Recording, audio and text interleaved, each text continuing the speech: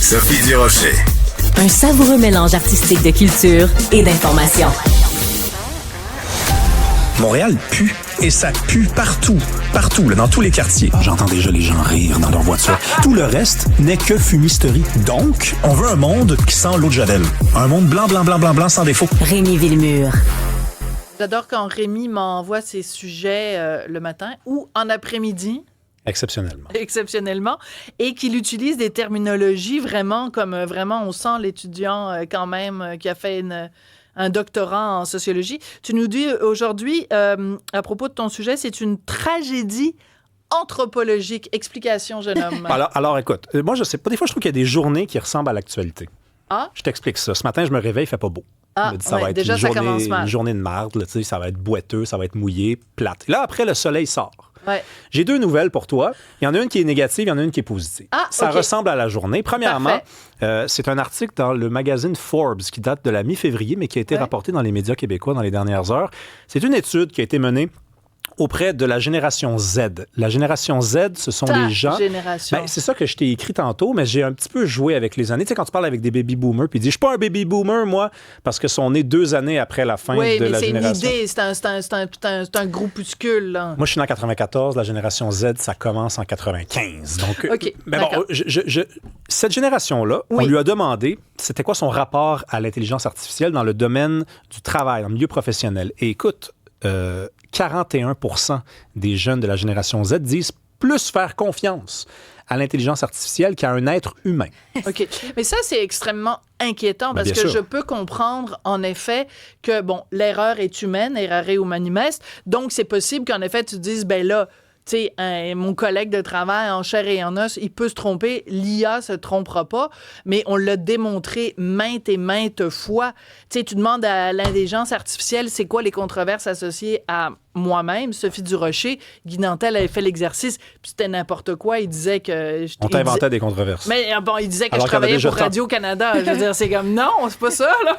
Non, mais donc c'est ça, exactement. Donc, ce qu'on ne pardonne pas à l'humain, on est prêt à le pardonner à l'IA. Oui, c'est ça. Parce que, je sais pas, c'est une nouvelle personne dans notre vie, donc on est plus indulgent. J'en sais rien. Il y a des données qui sont encore plus inquiétantes que ça, là, par contre. Écoute, 80% des jeunes disent que s'ils doivent se confier, toujours dans le milieu professionnel, OK? Ils préfèrent le faire à l'IA plutôt qu'à un être humain. Oui, mais ça, demander je peux conseil. OK, attends. Ça, je peux comprendre parce que tu sais jamais à qui tu peux faire confiance. C'est-à-dire, tu te confies à un collègue de travail, tu te confies même à la personne des RH dans ton entreprise et tu sais jamais quand est-ce qu'il va y avoir une fuite, quand est-ce que tu vas être trahi, mal compris. Des gens en qui tu peux avoir confiance aujourd'hui, demain matin, ils te mettent un couteau dans le dos. Mais on peut-tu mentionner... quasiment l'impression que ça m'est déjà une arrivé. autre donnée qui disait dans le... Parce que là, tu disais 80%, mais c'est 50% qui sont pas à l'aise de se confier, mais 80%, ils ressentent de l'anxiété quand ils doivent poser une question à une personne ou en ligne. Oui, Richard en a parlé l'autre jour avec poser une question à une personne. Non, mais vous êtes une génération de petits êtres fragiles. Ah, mais ça, je suis prêt. C'est vraiment, là, oulala.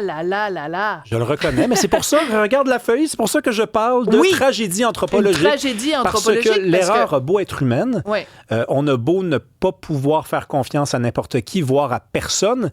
C'est parce que ça a toujours fonctionné de même pareil. Ça a toujours été ça, l'être humain. Il faisait affaire avec des êtres pleins de défauts. Il trouvait des compromis. Il conciliait. Enfin, là, il peut faire affaire à une machine. Donc, il y a quelque chose de l'ordre de l'anthropologie là-dedans. L'anthropologie, c'est la façon dont l'être humain interagit, l'être humain évolue, l'être humain... Enfin, c'est grave là, pour moi. Oui, c'est pas un détail, c'est pas juste cocasse. Là. Non, mais c'est aussi, ça veut dire aussi, moi, je pense à ça en tant que parent, c'est que je me dis, on a un échec quelque part. Parce que si on a élevé des enfants qui ne sont pas capables, qui ne sont pas outillés pour avoir des relations humaines normales et qui préfèrent interagir avec une machine, ben, je pense que c'est de notre faute. Il y a quelque chose, quelque part, qu'on n'a pas fait comme il faut.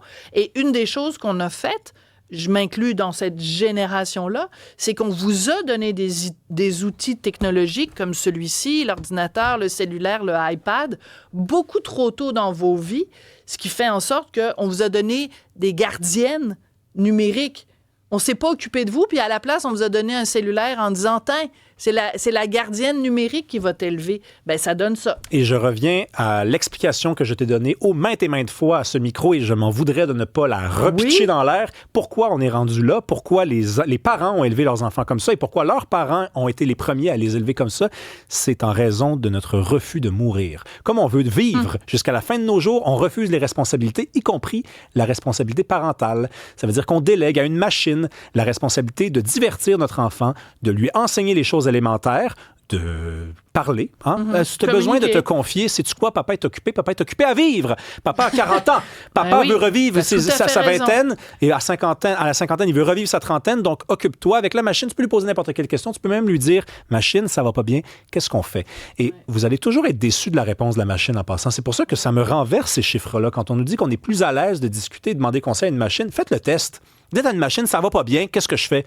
Il y a des ressources disponibles à votre disposition. Vous pouvez appeler le 1-800. Non, mais franchement, c'est pour ça que je cherche une épaule. Oui, je cherche une main. Attends, parce que moi, des fois, parce qu'à la maison, j'ai Google Home, là.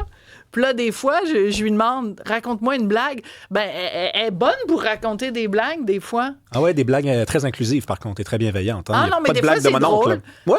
Des fois, elle raconte des blagues mieux que moi, mais moi, je suis pas bonne pour raconter des blagues. Mais il doit avoir le côté quand même jugement qui embarque dans la ligne de compte pourquoi les gens sont stressés d'aller poser des questions. Parce que des fois, quand tu poses certaines questions ou tu amènes des émotions, tu as peur du jugement que tu vas recevoir, puis ils s'attendent à pas en avoir avec des machines. Ben pour l'instant, parce que si c'est des vraies machines woke, elles vont juger.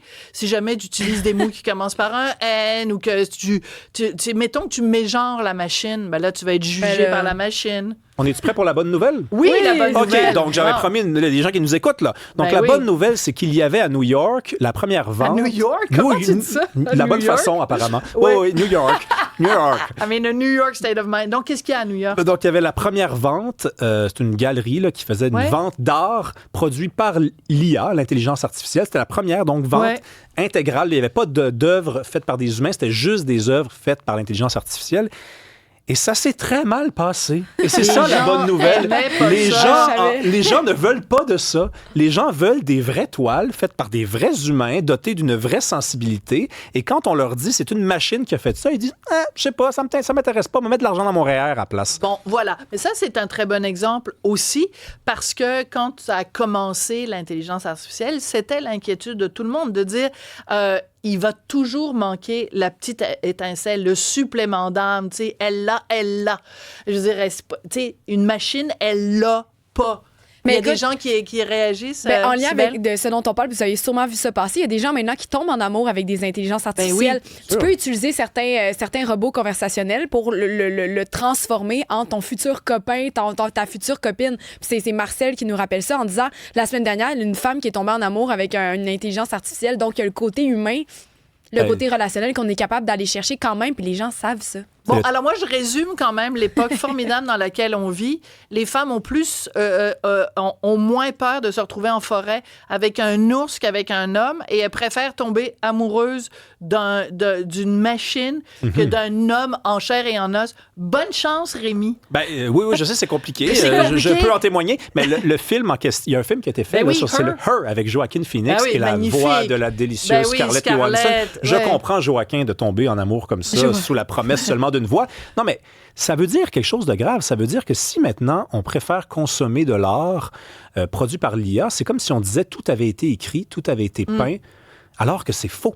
On peut encore être épaté par des choses faites par des êtres humains. C'est ça qui est formidable avec l'être humain, c'est qu'il nous surprend toujours. Mais absolument. Il faut accepter de se laisser surprendre. Il y a un titre d'un livre de Tonino Benacquista, je pense. Toutes les histoires d'amour ont été racontées, sauf la mienne. Ben oui. Bon, alors voilà. Donc, l'IA est bien. Et on n'a même pas eu le temps de parler d'un autre sujet qui concerne l'IA, mais peut-être une prochaine chronique. Amazon qui a annoncé qu'il mettait sur le marché des doublages faits par l'intelligence artificielle. Et c'est sûr que les gens dans l'industrie du doublage s'inquiètent. En même temps, des fois... ça va plus vite, mais tu peux pas. Il faut que tu repasses par-dessus. C'est ça l'affaire avec l'IA. C'est pas parfait, c'est faux. Ben non, tu repasses par-dessus parce que là, ça confond nez et nouilles et plein d'affaires de même. Donc, voilà. Alors, personne, nouilles, parfait. Merci beaucoup, Rémi. Merci, Cybèle. Merci, Hugo. Merci, Jean-Philippe. Merci surtout à vous d'être à l'écoute et on se retrouve demain.